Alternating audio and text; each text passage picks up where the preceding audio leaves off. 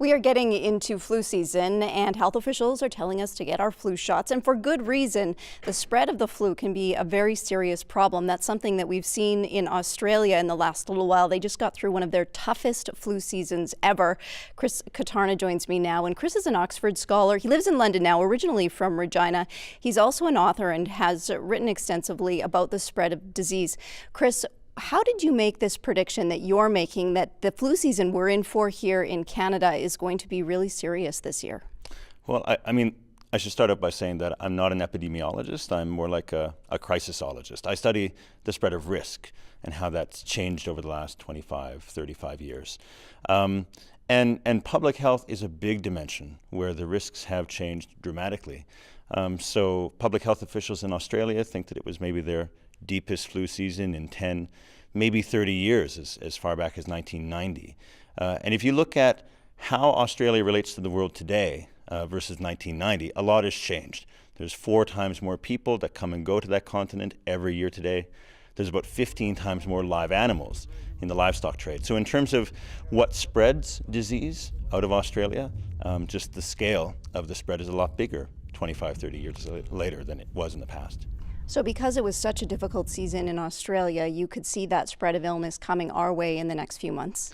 It's certainly a big factor. I mean, one big factor is what's coming at us.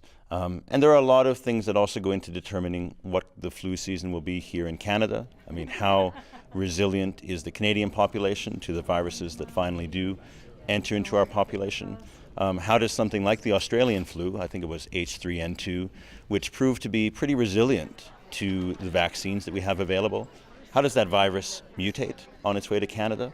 So a lot can change, and there are no clear sort of causal lines when you study something as complex as how diseases spread. And one of the other big variables, of course, is how seriously do we take the threat of the flu season? Are we religiously washing our hands? Are we getting our flu shots? Those are the things that ultimately are going to determine how deep of a flu season it is for us here. But in terms of a crucial starting point, are there viruses out there in the world that have proven resilient to the vaccines that we have available now? And are they spreading? We know the answer to that is certainly yes. What are the best things we can do as individuals to try and stop ourselves from getting sick? Well, I think that there's sort of a high level and then there's a sort of basic. I mean, the basics are the things that we all already know. Wash our hands regularly and thoroughly. Be aware of how often we touch our faces, which is actually several thousand times a day, which is hard to believe, but that's what the research shows. So those are 2 basic things that we can all do, especially if we're going to be in publicly trafficked places, train stations, airports, subways, that kind of thing. I think the bigger lesson to take away is just to recognize that, and this is really my research, that the nature of risk has changed. We used to believe that there was such a thing as a safe distance.